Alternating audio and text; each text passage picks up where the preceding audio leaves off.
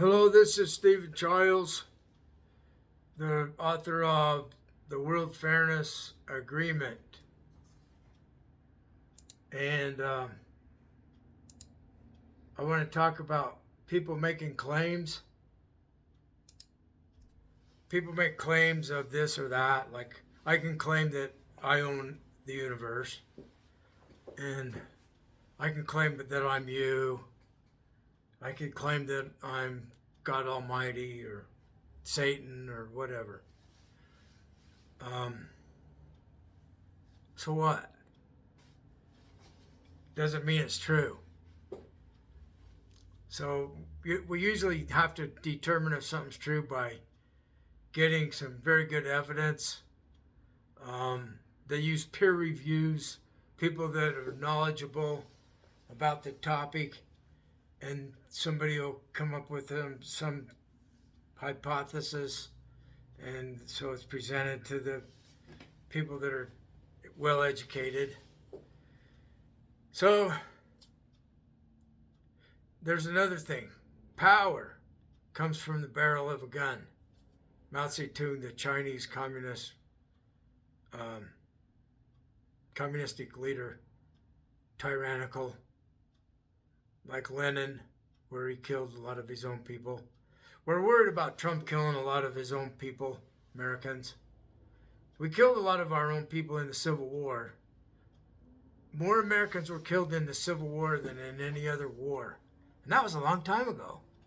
There wasn't so many people back then. So what I'm hearing is that when someone has chosen to die, like I want to die right now. I've had it. I just want God to end my life, or somebody kill me, give me some poison or whatever. I want to die. Are you sure? Yeah, totally sure. Absolutely. I want to die right this very second. Counting down. 10, 9, 8, 7, 6, 5, 4, 3, 2, 1, 0. I didn't die. Now wait a minute. I changed my mind. Now I don't want to die. So forget I said all that stuff about find somebody that will poison me. I'm praying on begging God Almighty to end my life. Now I've changed my mind. So people are being held accountable for wanting to die. This is all coming to me telepathically. So it's like, I'm just hoping somebody else understands, because there's no one saying this stuff. I think it's coming from the Muslims. It's a guess. Or people that are Islamic in their nature, in their way of ruling with an all-powerful power, that they will hold you to the things. They'll follow their rules. They believe themselves. See, they believe claims. Well, I'm claiming that all the claims they believe are not true. They're false. Every single one. Do you think that's true? Probably not. There's probably some of their claims that are true. Okay, so somebody says, I chose to die, so therefore they have power over me, because I guess they'll kill me. Because at one time I wanted to die when they cornered me, and they said, you either put out for us all, or you can choose to die. We're going to gang rape you, or you can choose to die. And then they choose to die. Okay, we won't gang rape you because you chose to die. So therefore, we believe this to be true. Therefore, we own you. And anytime we want to gang rape you or end your life, we can, because you chose to die. I think it's something like that. And it's based on somebody that's got the power. Who's the boss? Where is this boss that says this is true? Where is he? Or she? Or it? It's nowhere to be found. So I'm driving Uber, And it's working. I'm paying bills, and I got more bills than ever now since I had to get a new vehicle. Jeez. But it's working. And I'm still writing. I'm still making videos. And I'm making progress. I've talked to a lot of people driving Uber about my idea for the World Fairness Agreement. People love it. They're like, yeah, we really need to do it. This is like one-on-one. Talking with someone one-on-one. There's nobody else can hear unless they're recording us. And we probably we don't care anyway. Why don't you record me? I'm recording myself right now. See what I'm saying? What's the big deal? People are afraid. That's the big deal. Fear is a very big deal. Fear is like the biggest deal there is. So, one of our presidents, I think it was FDR, there's nothing to fear but fear itself. Whatever that means. I don't think you should fear itself either. But, what do I know? See what I mean? It's just people say stuff. Don't make a big deal about it. People make a big deal about everything. Somebody said this, so therefore all this bullshit. No, they're just talking. We think there's so much power accredited to a legal document that's notarized. And they can get their guns and put you in prison. They really can. They can take your money. So, who gives them the authority? The Constitution does. We the people, in order to not be abused by somebody else worse, we unite. In order to form a more perfect union. We the people, in order to form a more perfect union, establish justice. That's the very first thing. We haven't done it yet. It has not happened. We the people must make it happen or it will never happen. Because the elite people writing the laws, the well-educated, elite, powerful people that were wise enough and good enough in their heart to put we the people, we got to have, they talked about this stuff for a long time. And so they're thinking we can't have a democracy. It takes, with the fastest Pony Express, we can get words across the country in 3 weeks, and if we're going to talk to Europe about something, we got to wait like 6 months for the boat to get over there and them to make a decision and send another boat back, Then one day we got the telegram. Wow. So they used to say now we're cooking with gas because one day they started using natural gas to cook food with. And it was plumbed right into the house. So they could cook with gas right in their house. They didn't have to make a fire in the cook stove. This is like in the last couple hundred years. There were no telephones. Not that long ago. It's like your great-great-grandfather didn't ever hear of a telephone. Depending on which generations we're talking. Anyway, you could Google it. When was the telephone invented? That's all you got to do. Then you know the year. How do you know that's true? Why would they lie? Why would they lie about something like that? Follow the money. Is there a reason for people to lie to make money? Look at this power. They're controlling someone with their lie.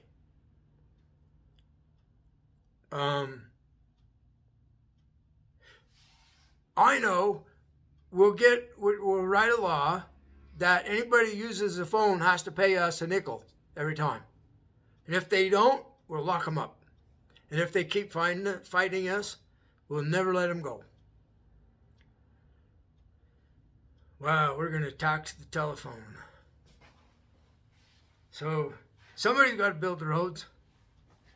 It's true, I've just been using roads all day.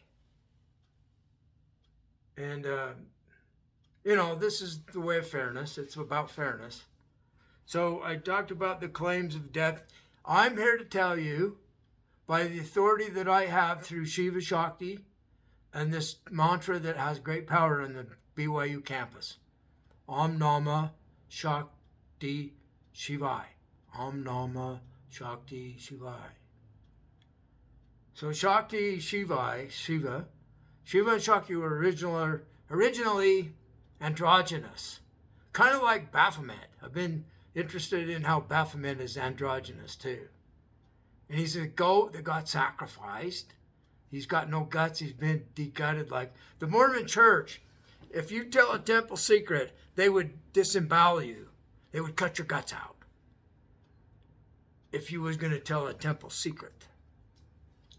They made him change that. The government made him. We the people, by giving our representatives authority, they voted and they did their legal process, and they have the power to say, Mormon church, you are not going to keep saying that.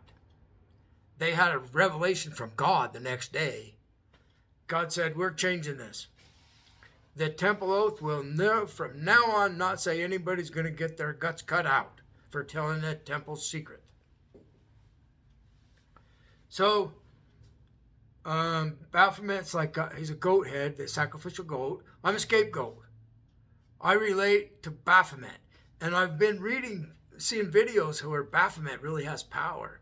Well, yeah, it's from all the people that have been scapegoated, that got betrayed by religion, and now hooray for hell Satan. Our hero, Baphomet. The power comes from the group of people, if nothing else. So who knows what kind of supernatural, is that the wrong word? Paranormal. So we don't get into the arguing about, is there anything super duper in this reality? Well, I had a Super Duty Ford one time and a super this and a super that. So there's like, let's see if I can remember. The old man, the beautiful young waitress, and she asked him, do you want super sex? And he says, I'll take the soup. Super sex. So we know there's super's a thing. Super sex is a fact. Because I had it. No, I'm just kind of kidding around. But a lot of people have super sex. Is there anything better than sex? Yeah, getting free from bullshit is better than sex. Becoming independent from people that are exploiting you. Like if you had to give your freedom away and you'll be locked up in a jail cell for the rest of your life, would you be willing to do that, to have the most super sex in the whole world? No one would. It's like there's something better than sex. Like your freedom, your life. Okay, so that's enough for super normal. Supernatural. That's about God. So let's go back to Shiva Shakti and the androgynous one. And see, they said they were two human beings. This is mythological metaphor. They're like two, the Bible says God created us in his image. Well, grasshoppers would have painted God like a grasshopper, Alan Watts talked about that. So we think of God as being in the form of a human because we're human formed.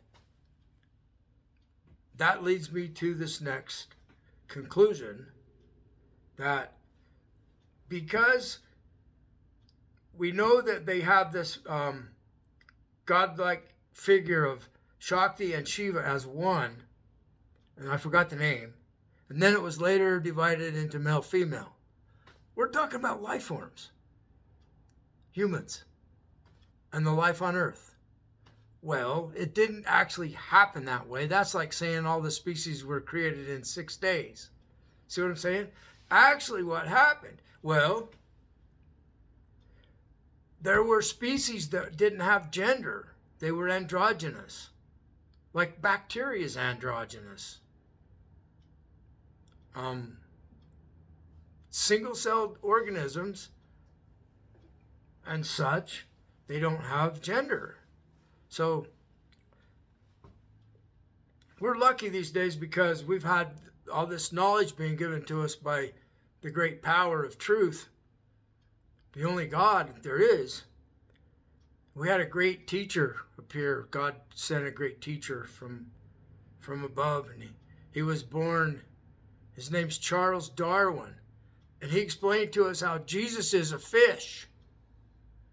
He came from the ocean. And, oh, I get it. That's who told the people to think of Jesus as a fish? I'm arguing that there is knowledge being given to humans that we were not ready to understand. So why would they say that Jesus is the truth and the way, and he's a figure of evolution and DNA, like the double helix and the sine wave, the light? Electromagnetic radiation is like 2 sine waves. So what if they told us that the Savior is knowledge of actual truth? And when we learned that we evolved and we have this altruistic quality, we care about each other. We care about other people no matter what they look like. We're not concerned about sex, we're caring about the person. We care about all the people because they're human, like us. And so we got that from evolution. Love is a really powerful thing to make species continue, because you protect your offspring with your very life so that line of DNA continues. So, they say God is love. Well, God evolved he's a fish. God evolved. Jesus was a fish in the ocean. And then we have other teachers saying, we're just a drop of water in the all that is, the ocean. And so it's all this one ocean of joy, happiness, incredible understanding of reality. Is like, it's close to sex when you figure out, aha, I understand. I always wanted to understand this. Now I understand. This is so cool. So Shiva was this primordial line of non-gendered life in the ocean, like Jesus, before the fish. We're going back before the fish. And it's the two together. Now, what they from there they go into teaching about science. There's like Spanda. I don't know. I haven't gone into all that, but they're talking about qualities of reality. So Shiva is the energy. And I was wondering, what's the Sanskrit word for power the other day? I checked it out, and I came up with a few words, and then I saw Shakti. Shakti is energy. So the science understanding, physical science, is that power is a unit. Power is an amount. It's energy per length of time. So you have a certain amount of energy to use, and you can use it for 5 seconds. So that's how much power you had available. So we're trying to describe the reality we're in. And that's what science is about. It's not about humans.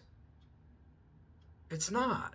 It's about the study of humans Scientifically, that's what biology is and psychology. So,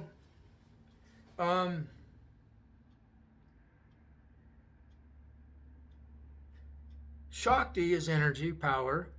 E equals mc squared. The material in your smartphone has enough energy to blow up the whole state you're in, practically. We can do the math. My point is that there is a lot of energy that's tied up in matter. Incredible amount. So all this material is a tremendous amount of energy. And that's the mindless. See, I think God's mindless, like a Zen master that conquers the universe and says, what marvelous power hauling water and chopping wood. Because he knows the secret of the universe. And he has no mind to know it. It's when you have no mind that you realize Shakti has no mind. The power, the material, the universe itself, it's all-powerful mindlessness. So Meister Eckhart said God is pure zero. So, am I an atheist? Shh. We don't want the neighbors to find out that I'm an atheist. But I'm talking about God because God has no mind. So, what is Shiva? Why are the people at BYU having a hard time when I'm playing Hindu music when I'm driving through their campus? And they're starting, the protection's gone from their local fish god. Who is the power, actually? It's a group of people that get their minds together and they say prayers and they do rituals and they have gratitude for their lives being saved, and we chant so we don't have an afterlife in the Hindu too. Here's one from the Hindu religion that's really old, from the Upanishads. And it's Asato Sat Ma Gramaya, Tamaso Ma Jyoti Gramaya, Mrityorma Amritam Gramaya. And it's a chant for lead me from darkness to light, from falsehood to truth.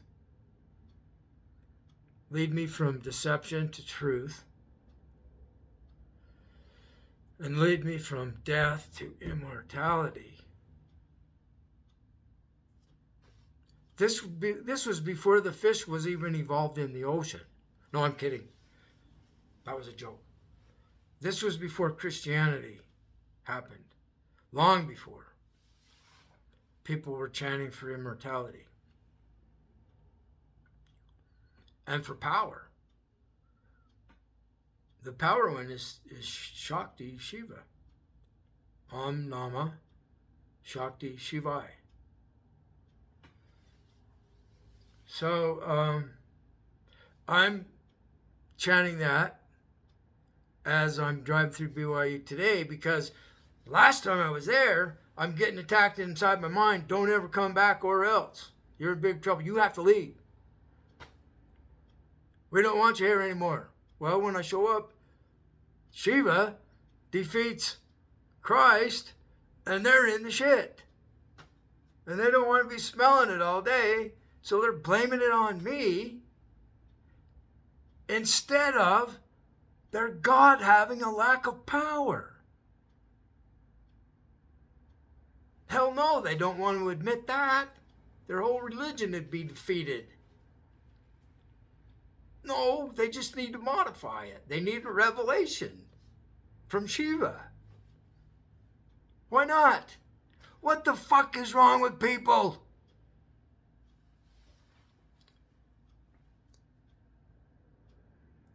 It's crazy.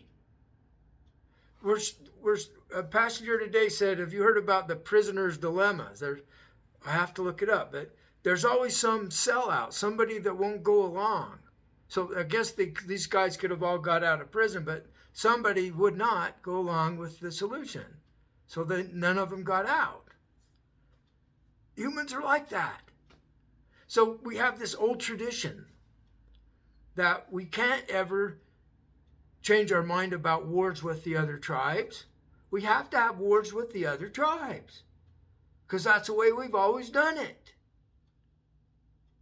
And so we have the World Fairness Agreement at your fingertips, but they're all saying, no, we can't do that. We have to be fighting against these other people. They don't believe the same God as us. They're of the devil. Because the religion told us they're of the devil. What the fuck is wrong with people? They're scared. They're afraid of being wrong. It's a character defect. When you have a problem admitting that you're wrong, you have a character defect.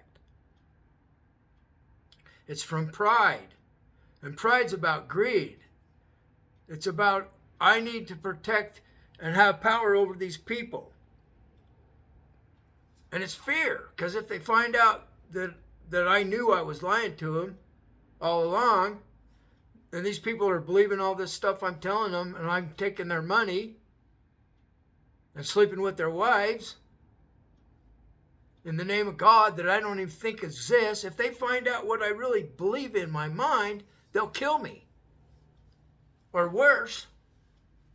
So, this is why we understand we're like that too. We're capable of doing that exact same thing, and we would have if we was in your shoes because of the situation you was born into. So, we do the World Fairness Agreement. Everybody's forgiven for everything, and we don't give a damn what you did in the past or who you did it with. Would have done it too if we was in your shoes. So we're capable of forgiving anything. And it's worth it if we can stop these stupid wars and these stupid religious from having absolutely absurd beliefs that tell them to kill the other religions. And they tell you if you ever question this religion, you're going to burn in hell. What is wrong with people that they're still pushing this shit on people? It's really scary. There's a power that wants this to continue. And it's a fucking scary thing. And so you get past your fear of it. It can give you dreams once you catch on to this. Oh, they're giving me an alien dream just so they can show me that they have the power to put unlimited. Well, there's a limit. There's a limit on how much fear you can feel. And there's a limit on how much pain your body's capable of feeling. There's no more. There's no more fear. There's no more pain than the maximum amount that your humanness can experience. So knowing that, you become braver. They threaten us bad, I know. Like when I saw the reptile alien, 10 foot tall, it was scary for about a quarter of a second. I was out of body, outside my place, and this reptile alien's out there, has a stick, and he throws me onto the ground with his mind, and he's above me, and I'm just in sheer terror, but it was only like a quarter of a second, and I woke up in my bed. Whoa. So, they're telling me that, I'm asking who's the boss over me. Well, we're ruled by law. And if I'm guilty of breaking a law that they want to charge, or if somebody wants to fabricate one and frame yours for something, it's in the realm of possibility. And so the law of the land, they have guns and handcuffs. That's why we have police, because people don't want to abide by the laws. They want to get away with murder, especially. So cops have to have guns and handcuffs. Like if somebody's done something really harmful to some other person and they're threatening other people, don't you ever tell anyone. And so they got guns, lots of guns too, so the cops have to have guns. See what I'm saying? They're servants. They're public servants. That's what they are. Keepers of the peace. So we don't want somebody to have the right to come into your house and kill your dog and cat and make you eat it and then rape all your children in front of you and kill them and then poke your eyes out just because they don't like how you smile or that you have the wrong religion or you're in the wrong political party or something. So we're ruled by law. We the people, in order to form a more perfect union, establish justice. So the law of fairness is simple. It's like Occam's razor. The solution to the problem, scientific problem, everything's like a scientific problem. The solution is usually the simplest possibility. It's weird. Nature likes simplicity, and from simplicity comes the most infinite detail and complication, but it's all based on Shiva Shakti, this energy and material and mind. See, Shiva demonstrates mind, and Buddha. You gotta learn some more than just Hindu to get this. You got to learn some Sikh, the devotion to Ek, oneness. It's like I've talked about, God's will is where every snowflake falls. And that's what a Zen master said too in Buddhism. And Buddha said it's an empty cup. There's nothing in there. And that's what everything is. Absolutely nothing. Mindless. And so Buddhism's cool because it's purposeless. So by the Zen master having no mind, he doesn't care about all the evil in the universe at all. He just is a devotee of Buddha nature, and Buddha takes care of everything. Wow, Buddha just defeated all that evil just like that. Wasn't that amazing? We didn't do anything. So it's like in the Christian religion, the Lord's Prayer. Deliver us from evil. So what is this power, this more higher than normal human level of a person becoming a God person, like in the Hindu, or like in Christianity where Jesus did? And the Mormons say that all the humans can become a God too. So you have to become at one with the Father, atonement. At one with the Father of Shiva, or Father in heaven.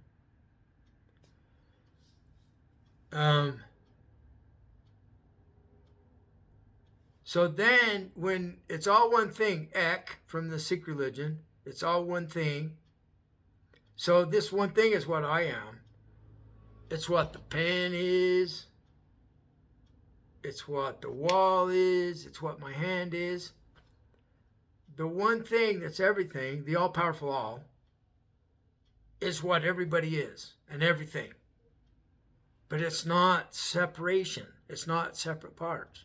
So I'm you. People say that. You can say that. But guess what? The pen is you too. So you're also as dumb as a box of rocks. So there's hope. If you wasn't capable of also being mindless, no mind, you would be in big trouble. Because you'd be separate from what reality is. Reality at its fundamental state, primordial state, is mindless. It's still with us. The past is still with us, and the future is with us now. So we don't know what kind of glorious stuff is already here for us to understand that's in the future.